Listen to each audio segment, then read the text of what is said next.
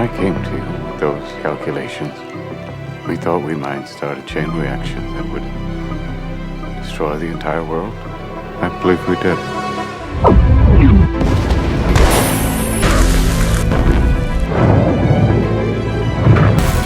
As movie lovers, there's nothing that gets us hyped more than explosive scenes. In this case though, we're taking it a bit too literally as we present the top 30 nuclear bomb scenes in the movies.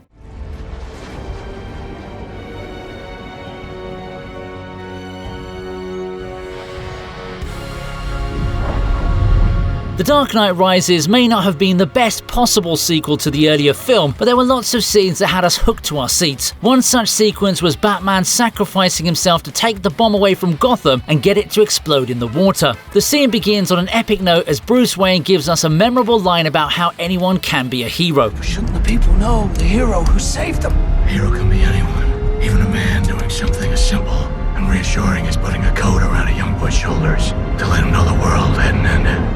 Well, that's true, although I'm not sure all of them can risk their lives by carrying a freaking bomb with them with time running out. I love the visuals of the explosion as well, as it appears to be so cinematic despite the obvious implications in terms of damage. However, it looks like Christopher Nolan wasn't too happy with it considering he made a whole movie on Oppenheimer almost a decade later. The real winner here is obviously Bruce, as he gets to live a nice, quiet life with Anne Hathaway. I'm pretty sure most people would have taken that over constantly fighting criminals like the Joker and Bane. He's a silent guardian, a watchful protector, a dark knight.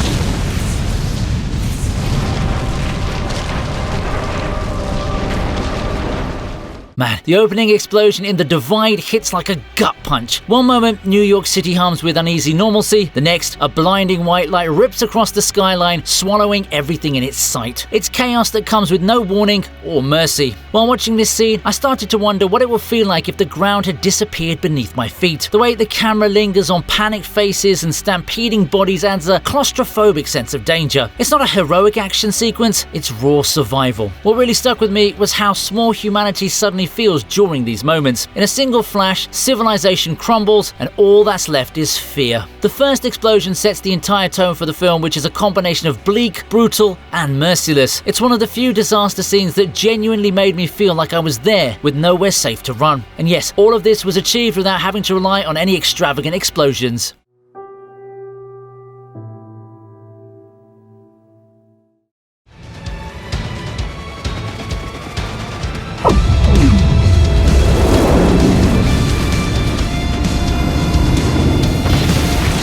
Explosions are usually very fiery and bright, but what happens when you pull one off underwater? Yeah, the Batman entry did rely on that, but it wasn't like the bomb was in the water right from the start. In 2017's American Assassin, we can see the effects of the bomb by watching the whole ocean almost create some kind of a black hole kind of mechanism. It's haunting to watch and even more harrowing to imagine in a real-world scenario. The amount of tension in the build-up to this moment also enhances the experience, because here you've got every single dude in the movie trying to come up with ways to minimize the outcome, but at the end of the day, we've got to expect some damage. It doesn't matter if you're in a warship or a chopper, everyone holds onto their butts as they witness the true brute of man-made disasters, even after employing as many countermeasures as possible.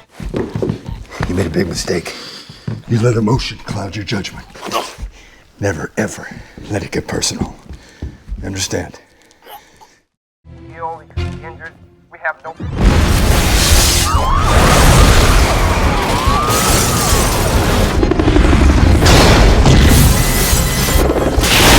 Man, Arnold Schwarzenegger really won't enjoy this list. We're only 4 entries in, and a couple of choppers have already faced some serious damage. The Sum of All Fears may be a movie not a lot of people may remember, but it does do a good job of showcasing what happens when the elite few know that a bomb's gonna explode. The bomb is in play! Dylan's called the AFRAT team! They're meeting me at the docks in 20 minutes! Let's see if we can find it! It's a little funny because a lot of the problems here could have been resolved with a bit of texting, but then again, this is an era before Gen Z language became a thing. All in all, it's a strong display of damage as we see a hospital also suffer great damage before the chopper ends up becoming the most affected from the aftershock of the explosion. Also, when the flash goes off, you can see in the background in the channels where the commentators are covering the game. This implies that those areas are gone too. Plus, here's some friendly advice. If you see the president being suddenly escorted by the Secret Service at full speed, it's probably a good idea to get the heck out of there as well. Bro's definitely not trying to catch the latest Kendrick Lamar concert with that look on his face. How many casualties? We don't know. Kevin said it was Russian. How the hell did it get in there? We don't know. How is Kevin? Where is he? I don't know. Well, what do you know? I don't know.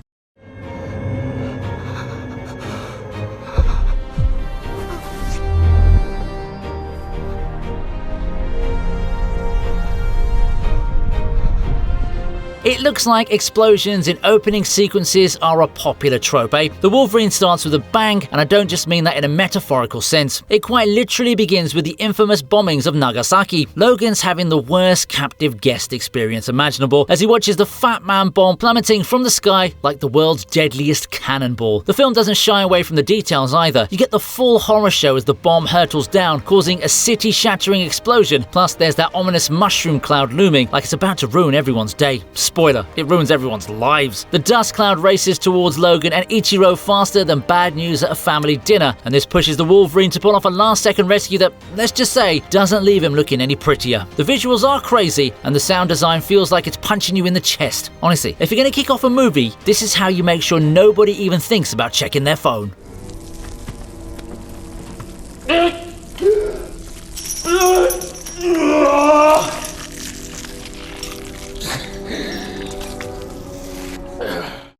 Judgment Day, the day the human race was nearly destroyed by the weapons they built to protect themselves. The Terminator knew. He tried to tell us, but I didn't want to hear it. It looks like way too many choppers were being attacked because our man Arnold is here to put a stop to it, or at least save the main characters from extermination. Terminator 3 pulls the rug out from under us with one of the boldest, bleakest endings in the franchise's history. John Connor and Kate Brewster are sent racing to Crystal Peak under the impression it's the headquarters for shutting Skynet down. Plot twist though, it's not a control center, but a fallout shelter. Basically, they've been sent there not to save the world, but to survive it. And just as the crushing reality sets in, Skynet unleashes its nuclear fireworks show, officially kicking off Judgment Day. The visuals are stunning and grim, and it's the perfect shove that places John exactly where Destiny You are terminated. and two very persistent killer robots always wanted him, leading humanity's last stand. You know, the director John Mostow fought hard to keep this downer ending intact, even when the studio got cold feet, and thank goodness he did, because sometimes you have to end with a bang, and then several more. Hey! Hey! Are you gonna pay for that? Talk to the hand. Listen, if Samuel L. Jackson thinks that your decision is a stupid one, then you should just listen to him. Otherwise, Iron Man is going to have to risk his life to save the day and an entire city. The Avengers really can't catch a break, can they? One minute they're battling an alien invasion, and the next they're trying to stop New York from getting nuked like it's just another Tuesday. In a panic move that probably should have stayed in the bad ideas folder, but I guess the writers couldn't come up with a better way to make this the original Iron Man 3. Tony Stark totally steals the show here as he grabs the nuke and personally delivers it to the Chitauri mothership like he's some kind of heavily armored FedEx driver. I wonder what kind of review Thanos would have left him for such an explosive performance. Having said that, the explosion is pure popcorn movie magic, with the real kicker being the emotion. You ever tried shawarma? There's a shawarma joint about 2 blocks from here. I don't know what it is, but I want to try it.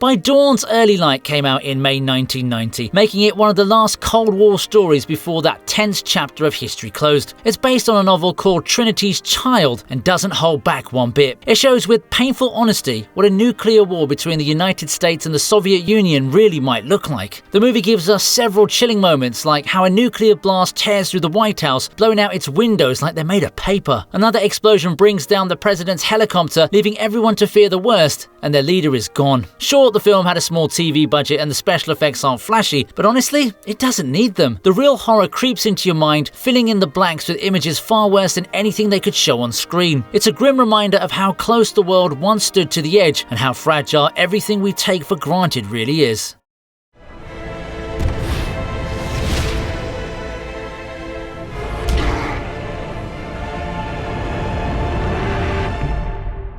Well, who would have thought that a nuclear bomb would end up incapacitating Superman while he was in the middle of trying to get rid of Doomsday? Well, to be fair, the intended target was Doomsday, but the bomb only caused more doom than good. Not only did it temporarily take out the Man of Steel, it also gave his opponent a massive power boost that made it a lot harder to stop him. Heck, even Wonder Woman had to get involved, and that too wasn't enough. Luckily, the damage to Kal-El didn't last too long as he was getting a sunbath, but I must say that the explosion sure looked beautiful. There are no mushroom clouds, but the sky lights up in serious dramatic style. To be honest though, I feel Superman was good on his own. All bro had to do was keep punching Doomsday till he floated away into nothingness. There was no need for these extra explosions, but if that were the case, then this entry wouldn't have made it to this video.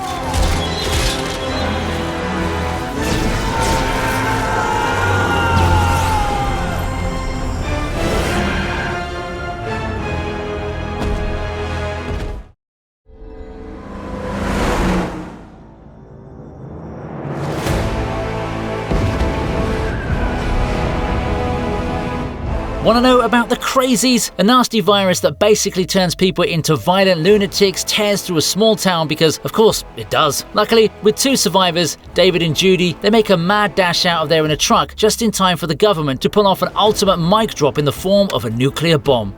Subtle, right? The explosion is huge, loud, and just a wee bit terrifying, which is basically everything you want from your big finale. Sure, the CGI isn't going to win any awards unless there's a category for most 2010 visual effects, but the dust storm and looming mushroom cloud really bring the drama. Now, there are some logical reasons, because apparently David and Judy can stare straight into a nuclear flash and walk away with nothing more than a slightly startled look. Unless they're wearing magic sunglasses, there's no way how that goes down. Having said that, it's still pretty solid for a movie that's basically one big worst day ever.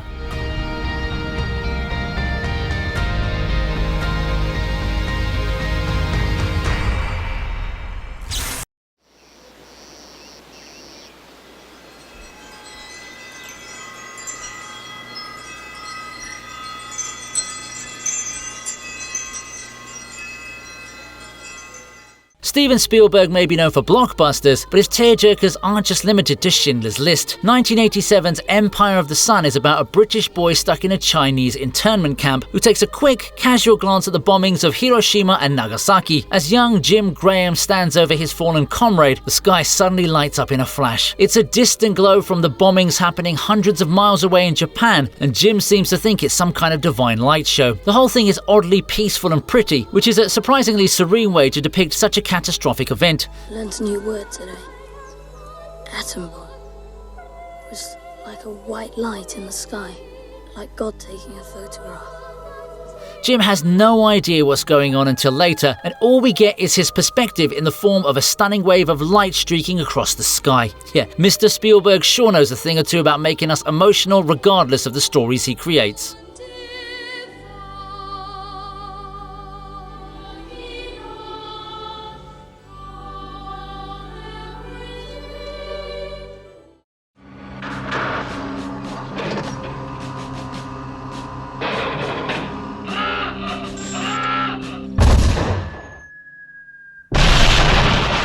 Bombing may not be the wisest thing to do, but when it comes to zombies, I wouldn't be one to shy away from it. In this 80s horror comedy sequel to Night of the Living Dead, the zombies are less of a terrifying undead menace and more like the slapstick sidekicks of a really weird sitcom. Imagine if the walkers from The Walking Dead started doing stand-up comedy. That's the sort of vibe it is. With so many people turning into brain-munching zombies, the government officials, ever the problem solvers, decide to drop a nuclear bomb on the town. It's like they're channeling their inner Breaking Bad. You know, like I am the one who nukes. The result is the total destruction of every character you've got emotionally attached to faster than Thanos can snap his fingers. Sure, it fits the film's anti-authority, we're gonna do what we want energy, but come on. Even if you're bracing for it, the sudden obliteration still hits like a punch to the gut. It's not the feel-good movie of the year, but hey, at least the zombies were having fun till that point.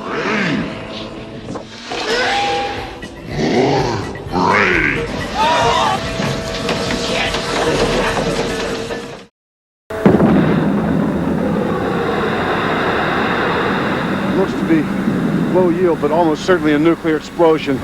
Countdown to Looking Glass is a 1984 HBO TV movie told entirely through a fictionalized news broadcast and is set on the brink of a third world war. Sounds familiar enough now, doesn't it? The story unfolds as a field reporter gives a live update right before a huge flash erupts in the distance. The anchor, helpless and unable to intervene, listens as the reporter, unknowingly delivering his final broadcast, reports the grim reality. Nick, we're staying with you.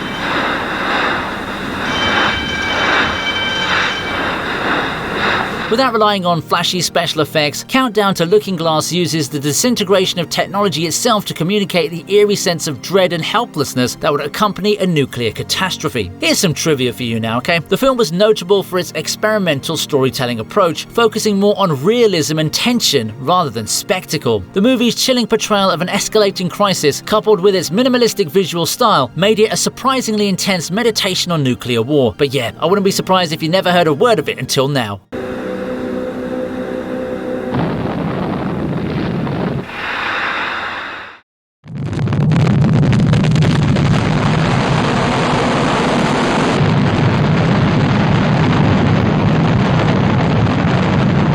Missile strikes confirmed.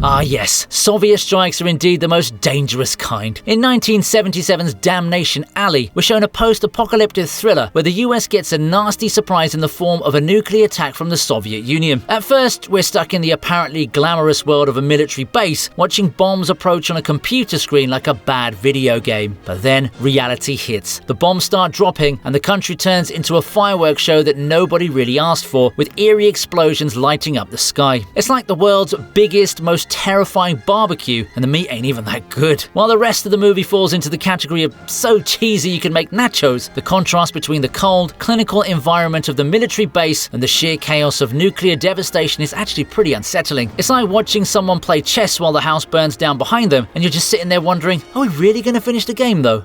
St. Louis.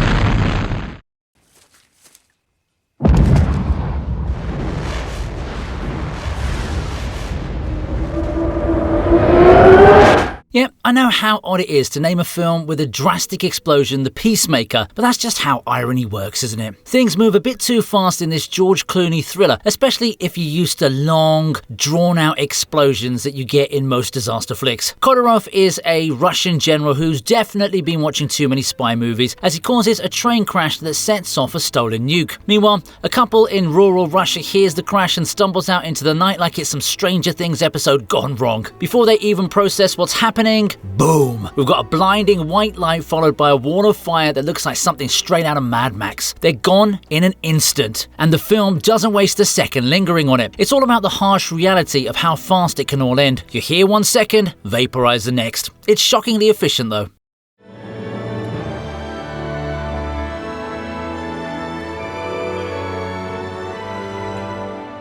James Cameron's True Lies has stakes that are literally life and death, but the vibe is shockingly light. After rescuing Helen from the bad guys, secret agent Harry Tasker celebrates by sharing a nice little hug with her on the highway, and then, out of nowhere, boom, a nuclear bomb goes off. But don't worry, it's not all doom and gloom. In one of the most chill nuclear detonations ever, the blast actually serves as the romantic backdrop for a romantic smooch. Because, why not, right? In real life, you'd probably be more worried about, surviving, but that's what movie magic is for, isn't it? It's like if the Titanic had ended with Jack and Rose wading through an iceberg making out. Interestingly enough, that too is a James Cameron movie. One thing's for sure, I wouldn't want a married life like this one. It's just way too much stress.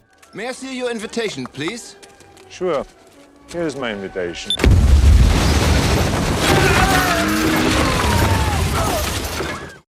Yes, Jay. I can hear the sound of explosions from the northeast. The sky is very bright.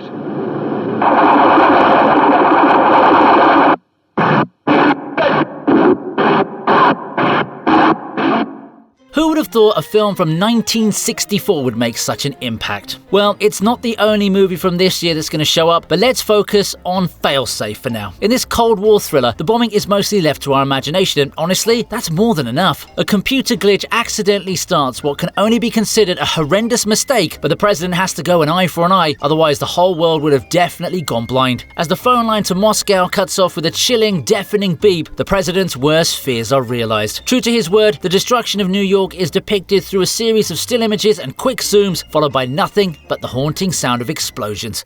No human being did wrong. No one is to be blamed. We're to blame, both of us. We let our machines get out of hand. Still, it was an accident. Watching this today is still unsettling, but can you imagine the shock back in 1964?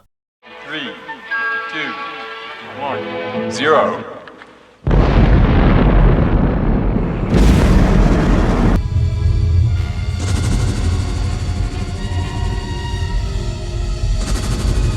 The bombings of Hiroshima and Nagasaki will forever be relevant in the world of bombings, but who would have thought that someone would make a movie named after the two bombs that made it happen? This is an underrated historical drama about the Manhattan Project, where the Trinity tests get a bit of a dramatic makeover. General Leslie Groves is the guy in charge of the whole atomic bomb operation. I bet we accidentally set fire to the atmosphere. If we are lucky, we only wipe out New Mexico. If we can ignite the air, we finish off the planet. Any takers? I kinda hope the damn thing doesn't go off. And things get intense, to say the least. In the film's climax, the bomb is tested with a classical musical score that somehow makes the whole thing feel like a Monty Python sketch. This version of Oppenheimer isn't that impactful, especially as his mouth gets blown open by the blast. But then, as the dust settles, reality hits harder than an actual atomic bomb because it worked. The bomb is a success, and bam, the world will never be the same again. I honestly can't tell if they think this is a cool new gadget or the start of the apocalypse. Hey, Oppenheimer!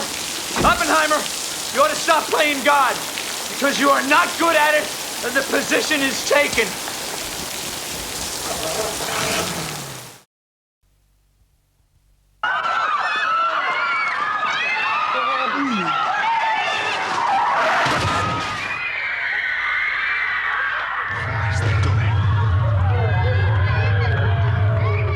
Threads quickly became famous for its chillingly realistic portrayal of nuclear war. The film dives deep into the terrifying consequences of an atomic attack, and the bombing scene is especially hard to watch. The visuals, chaotic ending, and unsettling sound design come together to create a genuinely stressful viewing experience. It's definitely not the kind of film you watch for a fun night in. Threads succeeded in making viewers feel the heavy weight of nuclear disaster. Thankfully, the nightmare scenario it depicts never materialized during the Cold War. However, the sense of dread it instills is undeniable because, at the time, such an outcome was a very real and very disturbing possibility. The film might not be easy to stomach, but it remains a powerful reminder of how close we came to catastrophe.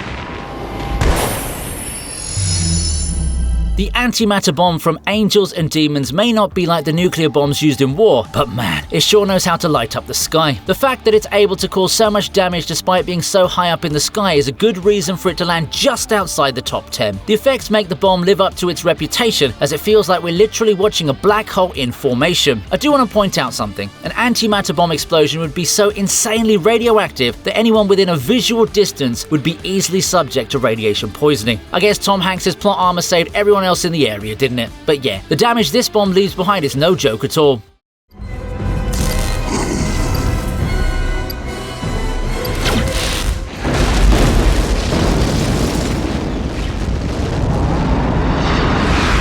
The only reason Angels and Demons couldn't crack it here was because Will Smith and co were way too good to leave out of the top 10. Independence Day is best remembered for its alien attack scenes where UFOs casually vaporize American landmarks like they're cleaning up their Sims neighborhood. But this allows us to enjoy some absolutely wild nuclear bomb moments. First, we get a nuke dropped on an alien ship over Houston. The explosion is textbook awesome, except the ship just shrugs it off like it's having a bad hair day. Later, the humans smarten up and sneak a nuke into the alien's mothership, setting off a blinding blue fireworks show that finally gets the results. It's pure madness, and it's so intense that you'll be clutching your armrest and laughing at the same time. It's the cinematic equivalent of eating a giant tub of popcorn while riding a roller coaster. I can't let you pass without clearance. You want to see my clearance? Maybe I'll just leave this here with you. Let him pass. Let him pass. Get the hell out of the way.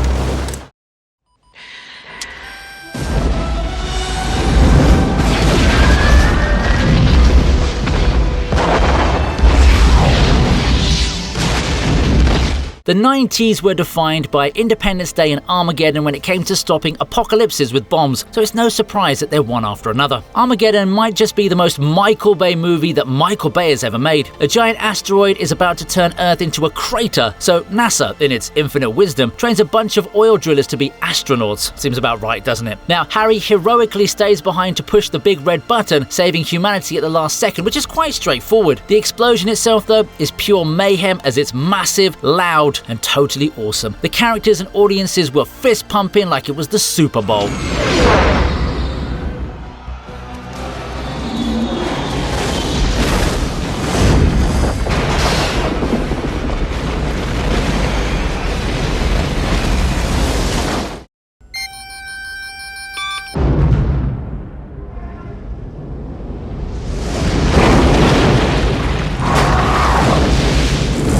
At this point, the only thing the list is missing is John Travolta. So here he is in 1996's Broken Arrow. The real master though is John Woo, who sure knows how to crank an action scene up to 11. Riley Hale is trying to stop Vic Deakins, who's basically threatening America with 2 nukes because, once again, why not? Hale manages to stash one bomb down an abandoned copper mine where it promptly explodes in a glorious display of earth-shaking chaos. The blast creates a giant sinkhole, wrecks a helicopter, and sets off a fireball big enough to roast marshmallows from space. Honestly, it's like Wu looked at normal explosions and said, that's cool and all, but what if we had more fire? How does that gunship fit into your grand strategy? You don't know what you're doing, do you? This is out of control! I must have... Hush! Hush!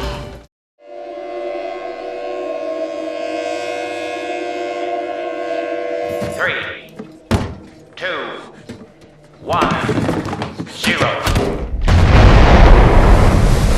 Imagine the kind of luck you need to have to just walk into a testing site for nuclear bombs. On the flip side, since you're Indiana Jones, you can always come up with ways to survive, which in this case is hiding inside a refrigerator. Gen Z kids may not get why the whole town was full of mannequins, but yours truly has always been fascinated by the concept of nuclear testing, so I already knew what was going to happen. It kind of enhanced my viewing experience because there's nothing like watching your predictions come true. Can you imagine if Tom Cruise did this movie? Bro would have wanted to actually nuke a test city to add some realism to the scene.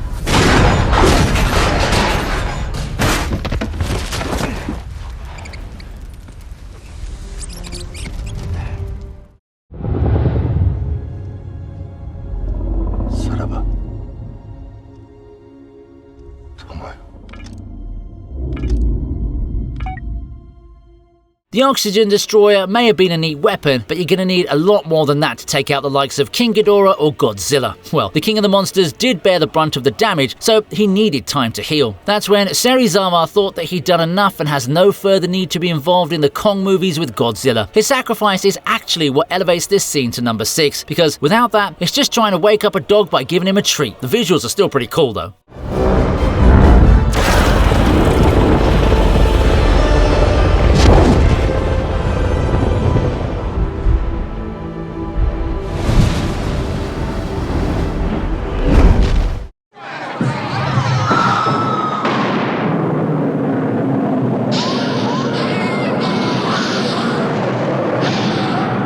The Day After is an apocalyptic TV movie which made history by grabbing a highly impressive 62% of viewers and over 100 million people tuned in when it released. Tackling fears that weighed heavily on the world at the time, it hit a nerve with its brutally realistic portrayal of a nuclear attack. The chaos and devastation felt pretty authentic, with great production, powerful performances, and unforgettable imagery that stick with you long after it ends. The attack sequence in particular captures the sheer terror and confusion perfectly. It's a masterclass in Cold War anxiety, wrapped up in a film that still leaves audiences rattled even decades later.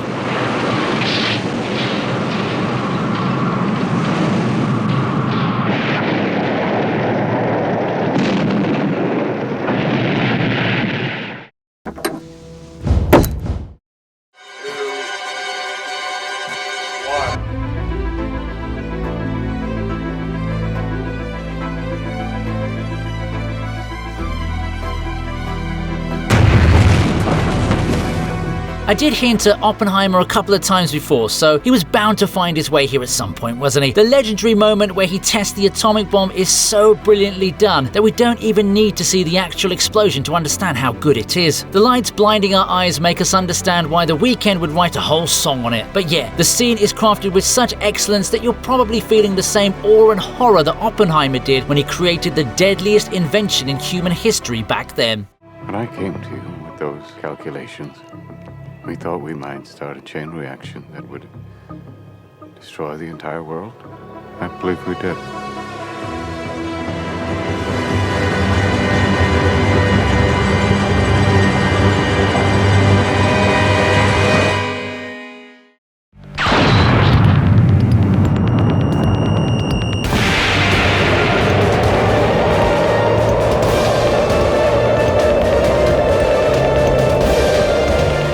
Holy mother of God. Whoever thinks that anime is something only kids can watch, please give Barefoot Gen a try. You can contact me after you're done with your trauma therapy sessions. As expected, this movie covers the bombing of Hiroshima, and what haunts every person who's watched the film is the actual explosion. Anime is known for adding a sense of surrealism to its stories, and that's the same thing happening here, except for the fact that it's so haunting, you really don't even want to look at it. They don't spare anyone in these visuals, and it really sticks with you even months after watching it. The only movie that matches this level of horror and sadness is Grave of the Fireflies, which is incidentally another anime film based on the war. No, don't watch that one for sure, it's for your own good.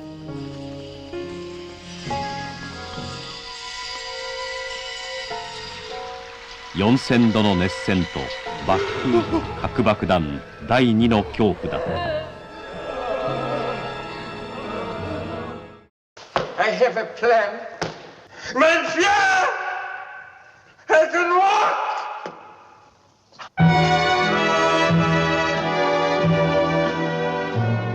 I've always mentioned how Stanley Kubrick is one of the greatest directors to have ever existed, and I don't say it casually, you know. Dr. Strangelove is easily a top 5 comedy movie of all time, and it was probably the first film that executed dark comedy to such perfection with mass commercial appeal.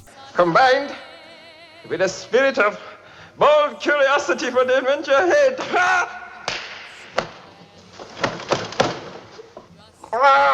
While the main performer is easily Peter Sellers, it's actually Kubrick's decision to end the movie with such a grand explosion juxtaposed against the brilliance of Vera Lynn's We'll Meet Again playing in the background. And yes, who can forget the legendary shot of Kong riding the hydrogen bomb as it drops down to its target. It was so funny that we almost forgot the end of the world was what followed the sequence. Please remember though that this movie came out in 1964, so whatever you're seeing is with the materials that were available during that time. Then again, Kubrick's 1968 film 2001: A Space Odyssey is one of the reasons people still believe the moon landing was faked, so we shouldn't expect anything less. Also, did you know that the original ending involved a pie fight in the infamous war room? I think it was definitely wise to go ahead with this one instead.